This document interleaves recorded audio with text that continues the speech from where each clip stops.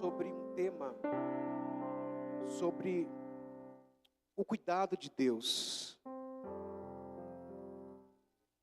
Eu quero expressar esse cuidado zeloso de Deus. É o cuidado de Deus revelado em Jesus. É bom a gente destacar sobre esse cuidado de Deus, porque muitas das vezes a gente se pega a pensar se realmente nós estamos sendo cuidados. Porque nós, seres humanos, nós somos muito aptos a enxergar o cuidado quando nós estamos vendo, ou quando nós estamos sentindo o cuidado de Deus. Mas o cuidado de Deus não está restrito apenas a algo tangível, a algo concreto. O cuidado de Deus não está restrito apenas a aquilo que a gente pode ver. Porque existem muitos livramentos que vêm ao nosso conhecimento, mas existem muitos e milhares de livramentos que não chegam ao nosso conhecimento, mas que houve o cuidado de Deus. Talvez nessa manhã você pode estar dizendo: eu estou vivendo um momento muito crítico na minha vida, mas o cuidado de Deus está ali, te segurando, te fortalecendo, porque poderia estar pior se não fosse o cuidado de Deus. E essa mensagem, ela nasceu sobre uma experiência muito marcante que eu tive com Deus. Eu trabalhei por 20 anos numa empresa. Em fevereiro deste ano, eu fui desligado dessa empresa, porque eu passei num concurso público do estado, e eu achei que vida de professor era fácil, e eu disse que não, vida de docente não é fácil. E eu não me adaptei em uma unidade aqui da Sul 2, e preferi não atribuir aula em 2025, no ano letivo. E meu contrato está ativo no estado, mas como eu não atribuí este ano, só ano que vem. Mas nesses 10 meses que eu estou disponível no mercado, Deus tem cuidado, não só de mim, mas da minha família. Mas eu comecei como um gestor familiar, eu comecei a orar a Deus, dizer: Senhor, qual que é o momento de eu voltar ao mercado de trabalho? Ante tantas coisas que Deus tem feito através de mim, quanta obra que Deus tem feito nesse intervalo de 10 meses, quantas pessoas eu consegui alcançar, quantos encontros pastorais eu consegui fazer, mesmo diante de tanta demanda. E eu fui orando, fui tentando entender, dizendo: Senhor, me revela o momento que o Senhor vai me startar. E no finalzinho de outubro eu comecei a decidir a disponibilizar o meu perfil profissional para algumas empresas. E eu lembro que a minha esposa estava no sofá sentada, e a gente tem um canal de vagas em São Paulo, e ela disse: Sandro, olha essa oportunidade de emprego aqui. É uma das maiores fábricas no Itapecerica da Serra. E eu disse: eu vou lançar o currículo. Não, eu já tenho. E lancei o meu perfil profissional para essa empresa. É uma indústria. E eu lembrei pelo nome da empresa que eu tenho um cliente que eu faço imposto de renda há anos para ele. E eu liguei para ele e falei: olha, eu acabei de entregar o meu currículo no departamento pessoal da empresa. Você conhece o gestor lá? Você conhece quem faz acontecer lá? Ele falou: você não estou desligando minha máquina agora e estou subindo lá no 3º andar. E ele foi e conversou: olha, um amigo meu lá mandou um currículo para aqui e tal. E ele: tá aqui, eu recebi mesmo e tal. Beleza. 2 dias depois, o gestor do RH me liga: Sandro, você está disponível no mercado? Você quer vir conversar comigo aqui e tal? Eu disse: vamos lá. Marquei uma entrevista lá na fábrica, na empresa. E sim, um processo seletivo do início ao fim dava todas as expectativas que eu seria contratado. Inclusive eu perdi uma manhã, um investimento de uma manhã para passear só na fábrica. Ele mostrou departamento por departamento: olha, você vai cuidar disso. Ele já me incluía no processo já. Olha, 2 vezes por mês nós vamos ter que viajar para o Ribeirão Preto, porque tem uma fábrica lá e a gente precisa cuidar também dos funcionários lá. Então toda a conversa ele dizia, nós vamos ter que fazer isso. E eu cheguei em casa e disse, eu estou contratado. Ele me incluiu, eu estou contratado. Sabe quando você sai com aquela convicção, o peito estufa, diz, eita, fui contratado. Mas Deus estava cuidando de mim. Porque, se eu não me engano, 2 ou 3 dias depois que eu finalizei todo o processo seletivo, que tive todos os feedbacks positivos, ele me liga. Ele diz, Sandro, eu trabalho no RH há 20 anos. Quando um cara começa a engasgar no começo, eu sei que o negócio não foi bom. Mas disse, olha, Sandro, no processo seletivo você ficou em 2º lugar, eu quero te agradecer por todo o seu empenho, sua dedicação. Mas o diretor entendeu que você está no último ano da faculdade de psicologia, você tem um contrato ativo com o Estado, e ele entendeu que a qualquer momento você pode sair da empresa. A gente quer montar uma equipe de RH aqui para permanecer na fábrica. Eu disse, tudo bem, né? A decisão já foi tomada, tranquilo. Ele falou, eu vou deixar o seu currículo no banco de talentos. Eu, tudo bem, tranquilo. Eu sei que quando você coloca no banco de talentos, fica esquecido lá.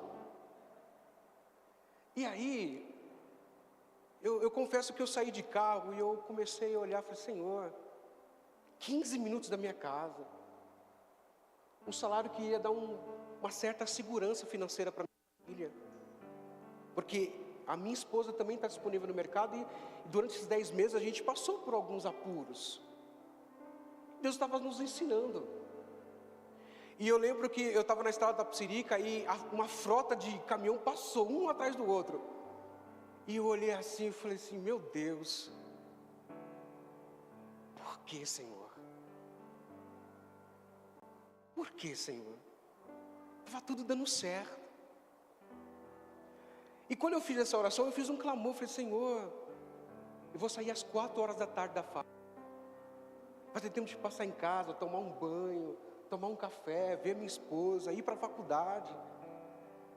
E eu fui clamando, dizendo, Senhor, por quê? Mas Deus estava cuidando de mim. Porque depois que eu comecei a clamar, a orar ao Senhor, se eu não me engano, 4 dias depois, Ele me mandou uma mensagem. Perguntando, Sandro, você está disponível no mercado de trabalho? E eu disse, sim, estou. Falei, então, porque o primeiro candidato que foi aprovado, ele pediu demissão. E eu queria saber se você está disponível no mercado. Aí eu contive a emoção, né? Que a vontade que eu tive, glória, amém, quando é que eu passo aí para a gente assinar o contrato? E eu estou contando tudo isso para ilustrar onde nasceu essa mensagem. Aí eu mantive, né, a postura e estou disponível sim no mercado. O senhor quer marcar uma entrevista comigo? Qual dia o senhor tem disponível? Pode ser amanhã? Eu falei assim, era uma sexta-feira, era até emenda de feriado, era uma sexta-feira. Eu disse, deixa eu ver aqui na minha agenda aqui, emenda de feriado, mas acho que dá, não vou viajar mesmo, estou sem dinheiro, não vou viajar não. E aí eu fui na sexta-feira. E aí ele falou, olha, Sandro, a gente quer te contratar, o primeiro candidato não passou no processo. Eu disse, olha, ok, onde que eu assino aí? Mas aí eu tive a curiosidade de perguntar, olha, me desculpa a pergunta, por que o primeiro candidato não passou no processo seletivo? Porque às vezes também eu ia entrar num processo e também não ia me agradar. Ele falou, então, porque aqui é indústria, Sandro, o RH aqui é raiz. O gestor de RH tem que colocar uma bota, andar no meio dos funcionários, entregar IPI. Né? O Fabrício está ali, ele trabalha com indústria, com metalúrgica, sabe que o negócio lá é outro perfil, é outro mundo dentro do RH. E aí, mas para você tudo bem, que eu vejo que você é meio assim, umas roupas diferentes, você tudo bem, aqui não precisa trabalhar de paletó, de terno social. Eu falei, não, cadê a bota? Onde está a bota? Dá a bota aqui que... Eu quero dizer por isso, porque quando eu saí da empresa, depois da segunda visita, eu saí glorificando a Deus. Porque Deus ministrou, através dessa experiência, o que Deus queria falar comigo. Deus ministrou ao meu coração que Ele me colocou nessa empresa não por as minhas capacidades, mas por um propósito maior. Não é sobre dinheiro, é sobre uma missão que eu preciso fazer lá. Porque ele comentando comigo, eu vi que os operários são muito carentes. Às vezes eles ficam nas máquinas, eles são esquecidos. E quando eu olhava a fábrica, eu percebi que ali era um campo missionário. Que de alguma forma eu posso introduzir o amor de Jesus naqueles corações. De homens que passam crise no casamento, que passam crise na separação, que estão passando por dificuldades. Eu entendi que Deus me colocou naquela empresa para que eu pudesse fazer algo maior, que eu nunca estaria imaginando. Então eu estava passando da questão de ser apenas um gestor de RH. E aí eu entendi, Jesus disse, no primeiro momento eu te disse, não, para você entender, eu estou te colocando lá para um propósito maior, não é sobre você, é sobre uma missão. A semana lá, eu tenho que acordar 4 horas da manhã, viajei para Ribeirão Preto esse dia, eu tive que sair de casa 3 horas da manhã, pegar o carro na empresa e ir para Ribeirão, mas eu estou dando glória a Deus, porque Deus me mostrou que muitas das vezes o não veio para nos mostrar que não é por aqui, que não é sobre mim, é sobre Ele. Marcos capítulo de número 5, agora eu entro na mensagem. Marcos capítulo de número 5, verso 21 ao 24. E passando Jesus para o outro lado de um barco, ajuntou-se a ele uma grande multidão. E ele estava junto ao mar. E eis que chegou um dos principais da sinagoga, por nome Jairo. E Jairo vendo Jesus, prostrou-se aos seus pés. O texto vai dizer o status dele. Ele era um dos principais da sinagoga. Mas vendo Jesus, ele se prostrou aos pés de Jesus. E rogava-lhe muito, dizendo: a minha filha está moribunda. Rogo-te que venha e lhe imponha as mãos sobre ela, para que sare e viva. E ele foi com ele. Jesus foi com ele. Um homem que clamou a Jesus e Jesus atendeu o pedido dele. Jesus foi com ele. E seguiu uma grande multidão que o apertava.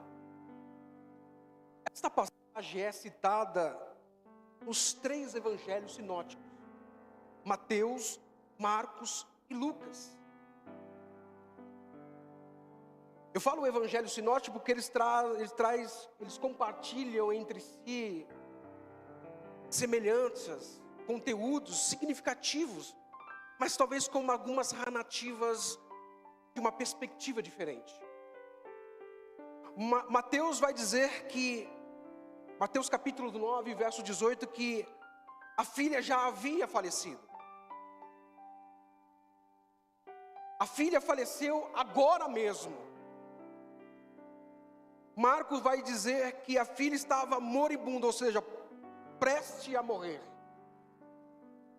Mas Lucas vai dizer algo que os dois não colocaram em registro, que era a filha única dele, e que tinha 12 anos, e que também estava morrendo.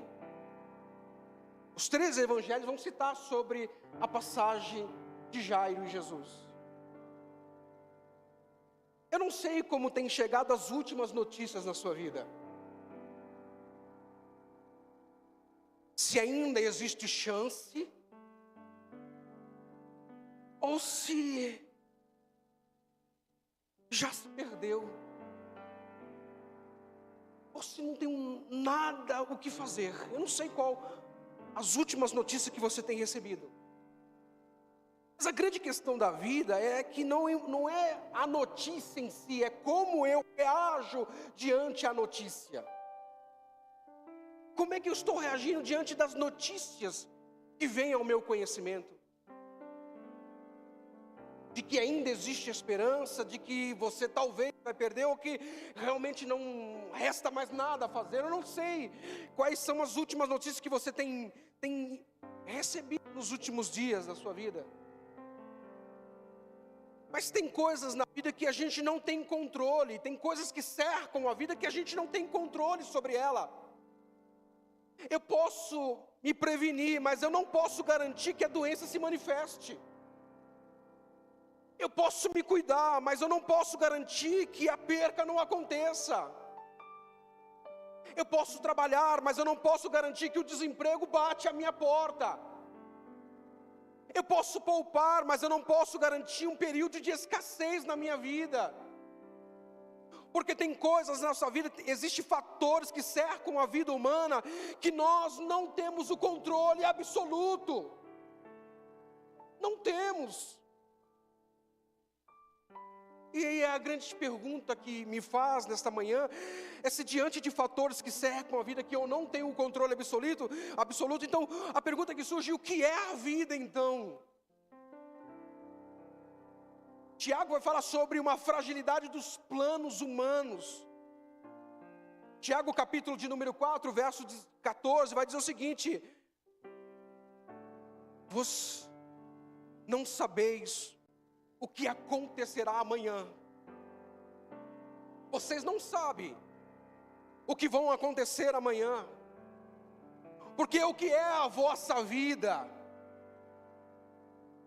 é como um vapor que aparece por um pouquinho tempo distante e logo se dissipa. Esta é a vida. No meu processo de mentoria na psicologia, algumas pessoas veem: eu quero saber a resposta da vida. Se eu não tenho uma resposta da vida,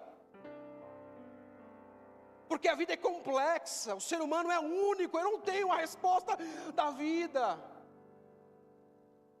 A gente começa a ressignificar algumas coisas na nossa vida. Isso é a vida, é ressignificar, é começar da cinza a construir uma nova. Isso é a vida. Aprender com as percas, com os lutos, aprender com os desafios da vida. Isso é a vida. A vida é uma escola que a gente aprende a viver. Não vem um manual dizendo: olha, se isso acontecer, faça isso, porque cada indivíduo reage de uma forma diferente. Então, se você perguntar para mim: Sandro, o que é a vida? Eu disse: eu não sei o que é a vida, eu estou aprendendo ainda. Vamos aprender juntos. Nos fatores incontroláveis da vida, nós precisamos confiar na bondade e no cuidado de Deus. Eu não tinha o controle sobre a decisão dessa empresa, mas quando eu clamei, eu disse: Senhor, eu não sei, mas eu estou aqui, diante da tua bondade e diante do seu cuidado. O Senhor sabe que eu preciso cuidar da minha família. E a porta se abriu. Porque a gente precisa entender o processo dado de Deus sobre as nossas vidas. Eu me lembrei de uma experiência de uma mãe, uma história de uma mãe que estava preparando o seu filho para ir para a escola, no ensino infantil. E a criança chorava, e a mãe não fazia qualquer reação. E perguntaram para mim: por que você está deixando o seu filho chorar? E a mãe disse: eu preciso preparar o meu filho, porque ele vai para a escola. E ele precisa entender desde agora que não é no primeiro choro que ele será atendido. Na vida também é assim. A gente derrama a primeira lágrima e diz: não, Senhor, eu já derramei a minha primeira lágrima, e aí? Não é o meu tempo. Não é o meu cronos, é o kairós de Deus, que é perfeito. É no tempo de Deus. Mas eu falo: a primeira lágrima caiu, e aí? Vamos lá, Senhor, o Senhor não está vendo? O Senhor diz que enxuga todas as lágrimas, e aí, Senhor? É no tempo de Deus. Então, diante de fatores que eu não consigo controlar, o que eu preciso fazer?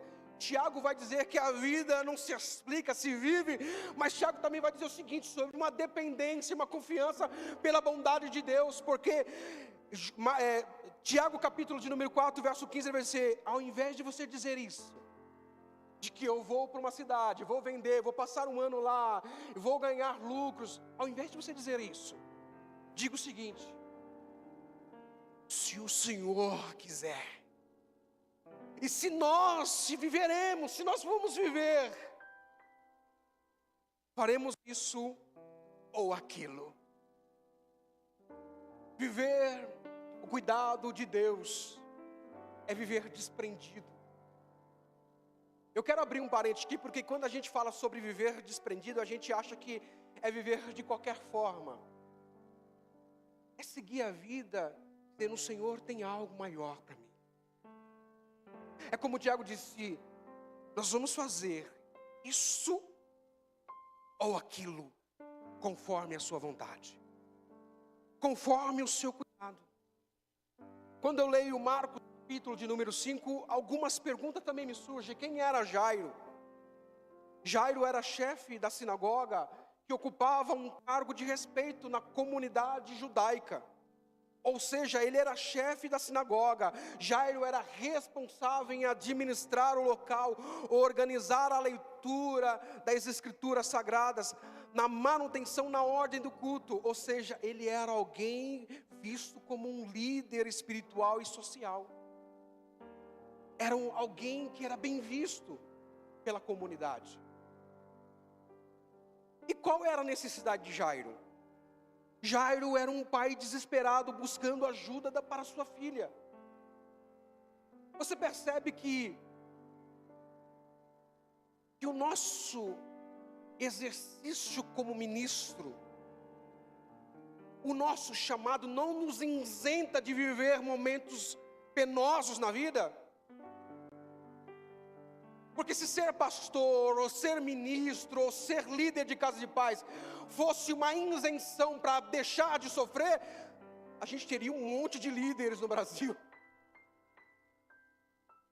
Ia formar fila, ia formar processo seletivo, porque todo mundo queria viver uma vida isenta de sofrimento. Mas mesmo o seu status social e religioso não impediu da sua filha adoecer. O seu rito religioso, todos os dias, na oratória das escrituras sagradas, organizando o templo, a sinagoga, não isentou ele de passar por momentos de percas na vida. Então, quando eu passo em algumas igrejas e digo: vem aqui, pare de sofrer, eu disse: isso não existe. Enquanto estivermos vivos, nós vamos passar por processos na vida. E muitas das vezes esses processos vão trazer dores, percas, prejuízos, angústia, choro, depressão. Sim.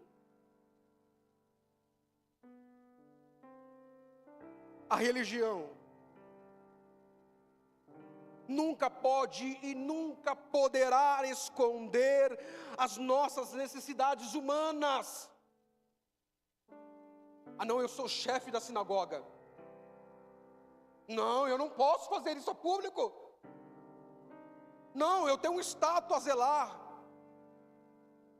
Eu ouvi falar sobre Jesus que cura as pessoas. Não, mas não, eu não posso, porque eu sou um dos principais da sinagoga. Não, eu sou alguém elitizado, eu sou alguém que tem um carteirinha aqui na comunidade judaica. Eu não posso me prostrar diante de Jesus, diante de uma multidão. A religião jamais pode esconder as nossas necessidades humanas. Somos ministros, somos filhos de Deus, mas nós choramos, nós nos decepcionamos com as pessoas, nós vivemos momentos de escassez. Eu tinha planos para fechar 2025 que não foram concretos, e está tudo bem. Talvez são planos que eu vou ter que rascunhar para 2026, e está tudo bem. Mas eu não posso deixar isso.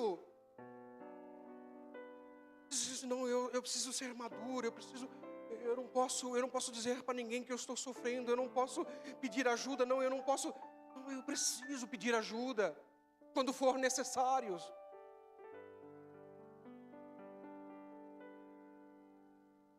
Porque esse homem E agora eu vou permanecer só em Marcos capítulo 5, se quiser deixar as projeções, eu não vou sair mais de Marcos, eu vou centrar aqui. Porque no verso de número 23, ele vai rogar, e não vai rogar pouco. Ele vai rogar muito. E a súplica deste pai é que a minha filha está moribunda. Em outras palavras, olha, eu saí de casa e eu não sei como ela está. Eu saí de casa, ela estava à beira da morte. Agora eu não sei, mas fato é que a minha filha está morrendo. E eu reconheço que através da imposição das tuas mãos, a minha filha será salva. Eu reconheço o meu status religioso, que a minha religião, que tudo que eu estou vivendo, a minha rotina espiritual, não pode mudar o quadro da minha filha. Mas Jesus, se o Senhor tocar na minha filha, ela vai ser sarada e vai viver. Eu reconheço que através do Senhor Jesus, há um cuidado de Deus sobre a minha vida. Então, por favor, impõe as mãos sobre a minha filha. O melhor momento para sentir e ver o cuidado de vez de Deus é quando perdemos o controle de tudo.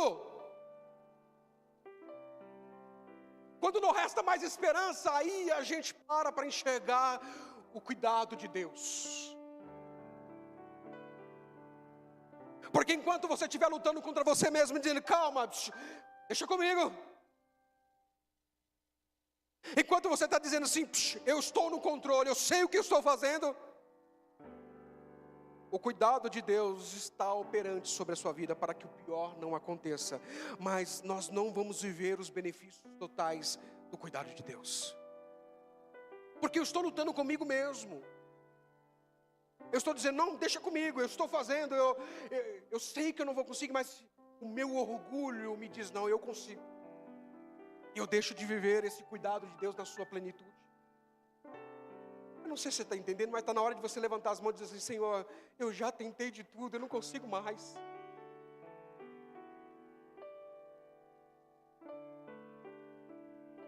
Esta é a hora. Eu já fiz de tudo. Eu confesso que eu nem aguento mais. Todos os recursos que estavam diante de mim, eu já gastei, eu já fiz de tudo, e eu não consigo mais. Está na hora de reconhecer a nossa insuficiência.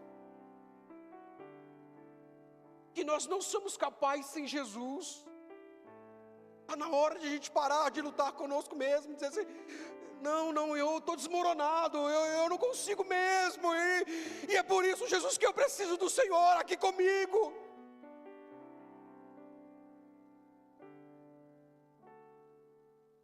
Durante 40 anos no deserto, o povo de Israel receberam o cuidado de Deus,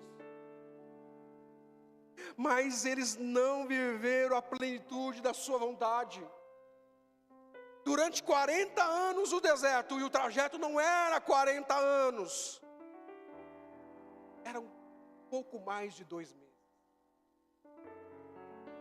O trajeto do Egito à terra prometida não passava de 2 meses, mas eles passaram 40 anos, porque não reconheceram o cuidado de Deus. Então talvez na vida a gente vai girar. O cuidado de Deus está estabelecido, porque pior poderia acontecer. Porque enquanto o povo rodava por 40 anos, o calçado não se acabava, a roupa não se rasgava, o maná vinha de dia e de noite. De dia era uma nuvem que cobria ele, à noite era uma coluna de fogo. O cuidado de Deus estava operando dia e noite, 24 horas, mas eles não estavam entendendo o cuidado de Deus, por isso que rodaram durante 40 anos. Talvez você está rodando na sua vida, porque você não está entendendo o processo de Deus sobre a sua vida. Está na hora de soltar o remo. Está na hora de soltar o controle da vida. Sim, está na hora de você soltar o volante da vida. Para de andar em círculo dizendo, Senhor, guia os meus passos, porque eu não sei para onde eu estou indo. Deus cuida da humanidade desde o jardim do Éden. Porque quando Adão e Eva descobriram a sua nudez, eles cobriram com folhas. Deus providenciou, através de uma pele de um animal, vestes para eles, anunciando o sacrifício, a prefiguração de Jesus na cruz do Calvário. Então, para você que talvez levantou ou durante a semana dizendo: Deus não está cuidando de mim, eu quero te afirmar que Deus está cuidando de nós desde a fundação do mundo. O plano da redenção estava pronto desde a fundação do mundo. Não foi algo por acaso, escapou do controle de Deus. Deus tem o controle sobre todas as coisas. Diante dessa introdução, e eu vou terminar no tempo, foi só a introdução, para te conectar ao contexto. Eu tenho 3 lições rápidas e a gente finaliza essa ministração. Algumas lições que eu aprendo sobre o cuidado de Deus revelado em Jesus. Primeiro, o cuidado de Deus é amplo, alcança toda a humanidade. O cuidado de Deus não alcança só quem está aqui na igreja. O cuidado de Deus alcança quem está lá fora, lutando dias e noites contra vícios, contra tudo que destrói a sua vida. O cuidado de Deus é amplo. Eu costumo dizer que Deus não tem filhos prediletos, Deus tem filhos mais íntimos. E aí depende de mim. Marcos capítulo de número 5, verso 24. E ele foi, Jesus foi. Jesus foi. Mas tinha um porém, porque tinha uma grande multidão. Jesus foi. Mas tinha uma grande multidão apertando Jesus. Jesus foi com Jairo para fazer aquilo que nenhum homem poderia realizar: curar e trazer vida. Mas juntamente com Jairo, Jesus e seus discípulos, rumo ao milagre, uma grande multidão o apertava. E aqui existe algo que é fato na nossa vida. No meio do caminho,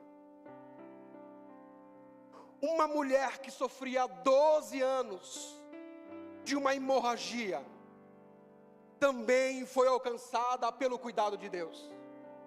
Mas espera aí, Sandra, Jesus não foi atender o pedido de Jairo? Sim.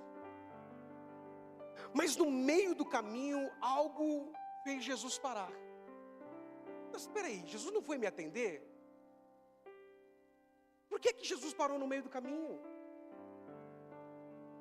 Porque alguém tocou em Jesus. No verso de número 25 a 28, uma mulher que sofria 12 anos, e ela já tinha gastado todos os seus recursos, mas não tinha conseguido a cura. Entende que em 12 anos, ela lutou com todos os recursos para alcançar a cura, e não conseguiu? Chegou uma hora que ela disse: eu não consigo mais. Eu já padeci há muitos anos com muitos médicos, não foram uns, foram vários médicos. E todos os recursos financeiros que eu tinha, eu já não tenho mais. Mas quando ela vê Jesus indo ao caminho, indo para a casa de Jairo, ela diz: se eu apenas tocar no vestido, na orla de Jesus, eu vou ser curada. Eu vejo em Jesus o cuidado de Deus. Eu vejo em Jesus a minha salvação. Eu vejo em Jesus a minha cura. Eu vejo em Jesus a solução para o meu sofrimento. E ela tocou em Jesus. Jesus realiza um milagre a caminho da casa de Jairo, revelando que o cuidado de Deus também alcança as pessoas no meio do caminho. E deixa eu te dizer algo que não está aqui impresso, não está escrito aqui. Talvez o processo que você está vivendo é só para alcançar mais pessoas.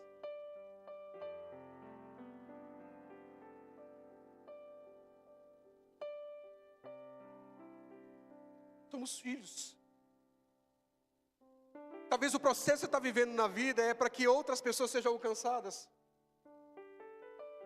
Porque Jesus vai começar a te acompanhar nesse processo, mas no meio do caminho Ele vai alcançar outras pessoas. Através do teu testemunho, através da sua história de vida, através de tudo que Jesus vai fazer sobre a sua vida e está fazendo. Porque no verso de número 29 a 34, Jesus para. E ele faz uma pergunta inusitável que até os discípulos perguntam a Jesus: mas que pergunta é essa? Você está me perguntando quem me tocou diante de uma multidão que te cerca, te aperta? Mas Jesus fez questão: sim, sim, porque de mim saiu virtude. Sim, sim, eu faço questão de perguntar. E a mulher diante da multidão, ela diz: sim, fui eu. E Jesus diz para ela: mulher, filha, olha a expressão de Jesus: filha, a tua fé te salvou. Vá em paz e seja curada do seu mal. Segunda lição: o cuidado de Deus nos ensina a ter paciência. O cuidado de Deus nos ensina a esperar. Jairo teve que esperar, porque no meio do caminho ele parou, ou seja, a rota foi alterada, sem mudar o destino, que era o milagre na casa de Jairo. Eu vou repetir para que isso fique gravado na sua mente. Jesus teve que recalcular a rota, mas não mudou o destino final.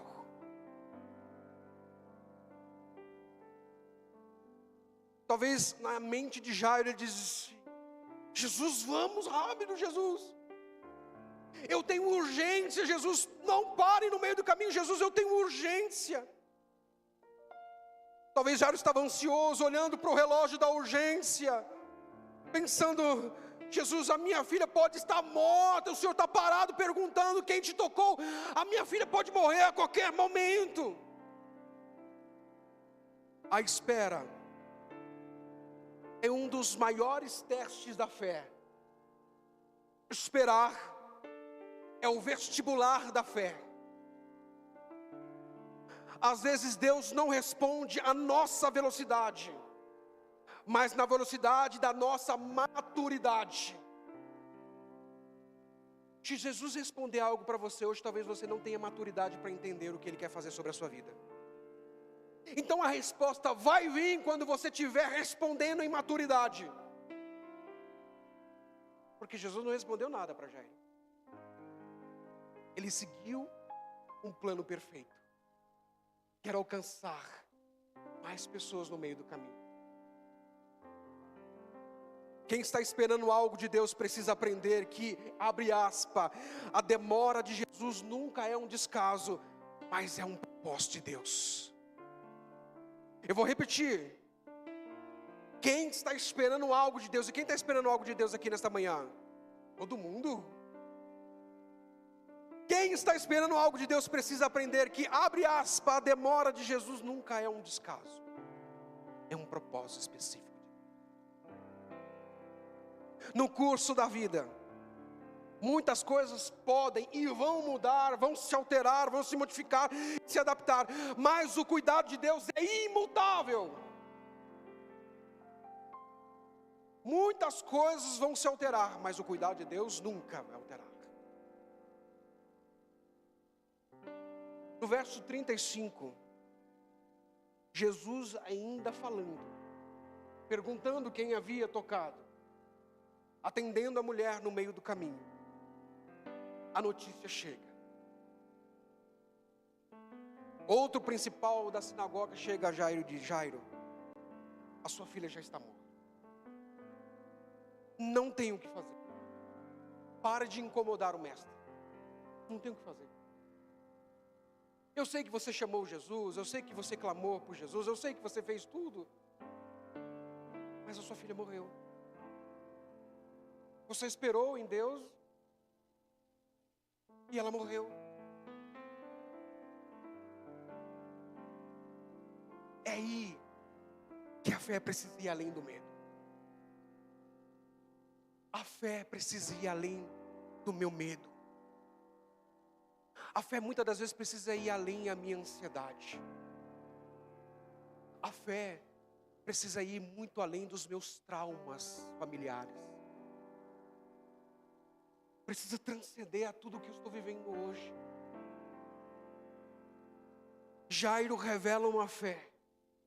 Nasce no desespero, que cresce no caminhar e amadurece quando parece que tudo está perdido. Esse é o processo da fé. Nasce no desespero, cresce durante o período do processo e amadurece quando parece que não tem mais solução. Esse é o processo da fé. É este ponto que Jairo aprende a maior lição da vida, que há momentos em que Deus vai nos levar ao limite, mas Ele nunca vai permitir que você ultrapasse o seu limite. Há momentos que Deus vai nos levar ao nosso limite, mas nunca ultrapassar esse limite, para nos ensinar a confiar naquilo que é invisível, aquilo que nós não sentimos, mas que nós precisamos usar a fé para ver aquilo que ainda não existe. Terceira lição, e eu encerro essa ministração sobre o cuidado de Deus revelado em Jesus. Que o cuidado de Deus revela que Jesus vai aonde outros só lamentam. O cuidado de Jesus vai aonde outros só lamentam.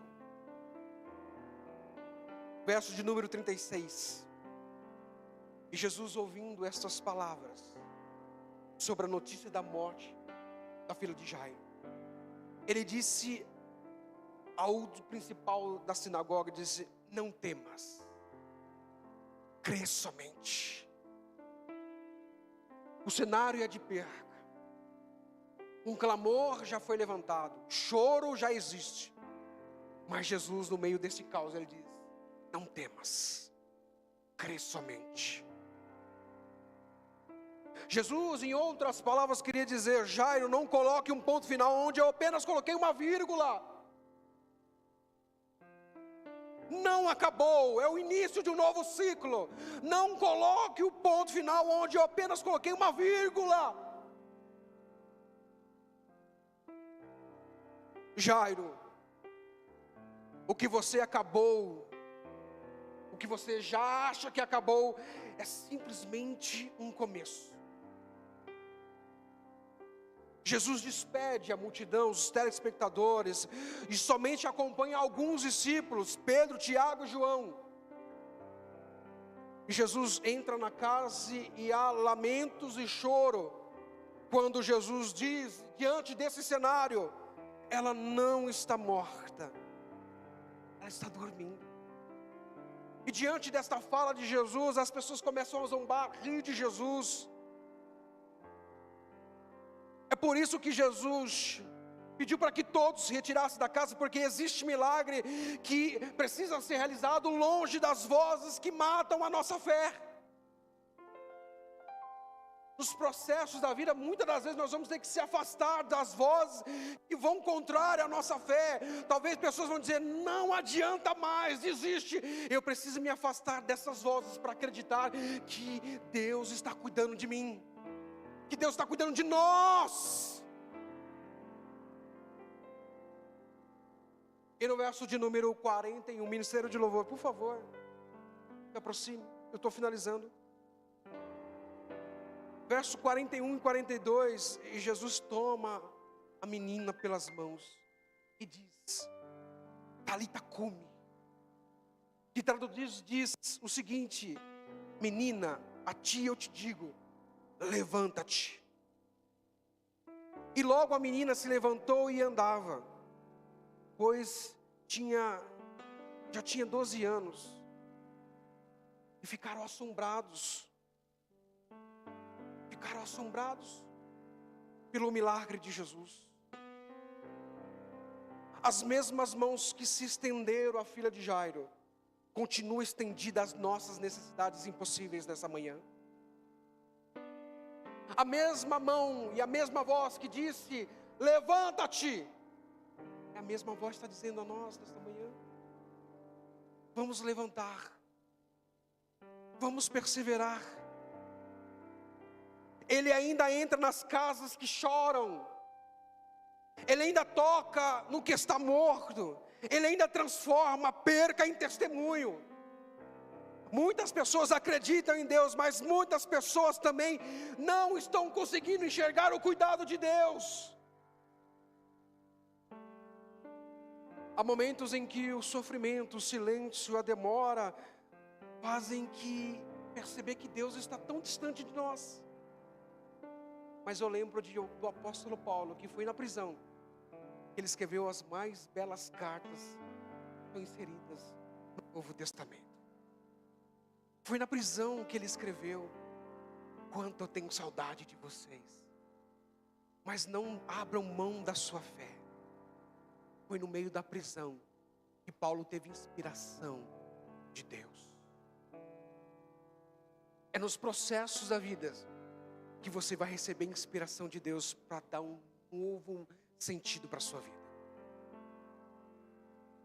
Jesus é a revelação perfeita do cuidado de Deus. Eu vou repetir, que eu quero que você saia daqui hoje com isso gravado. Jesus é a revelação perfeita do cuidado de Deus. É em Jesus que nós seremos cuidados por Deus. É em Jesus que nós seremos curados.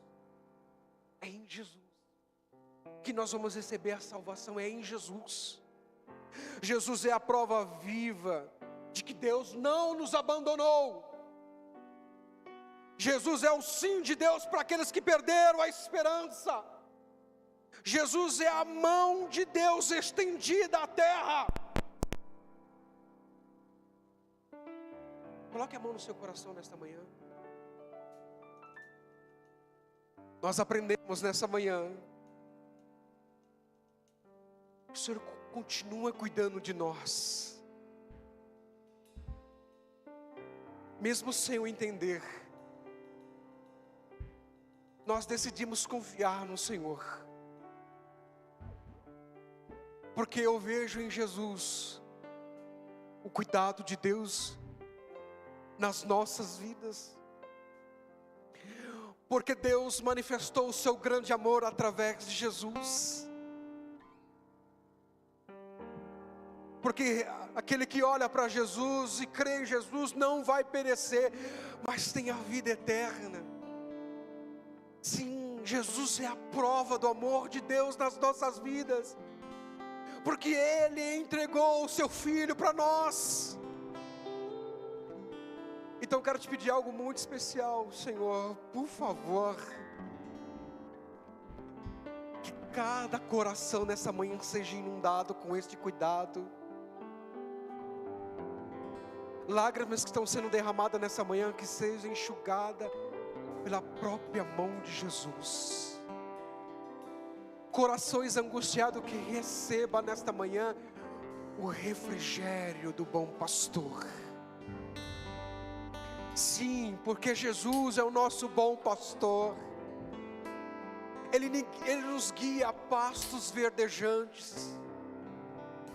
Sim, é esse bom pastor que nos guia a águas tranquilas.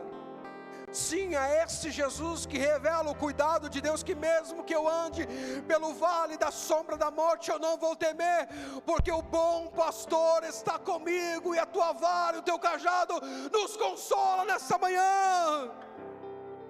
Sim, é Jesus, o cuidado de Deus nas nossas vidas. Sim, é em Jesus que a nossa família será transformada. Sim, é em Jesus que nós vamos vencer o vício. Sim, é em Jesus que nós vamos vencer a crise de ansiedade. Sim, é em Jesus que nós vamos vencer as lutas da vida. Sim, é em Jesus que nós vamos vencer os traumas da vida. Sim, é em Jesus que nós vamos encontrar o caminho, a verdade e a vida. Sim, é em Jesus. Sim, é em Jesus. A pedra angular. Sim, é em Jesus. Sim, é em Jesus. Sim, é em Jesus que E nós vamos ser abraçados por Deus nessa manhã, sim, em Jesus. Escute essa canção.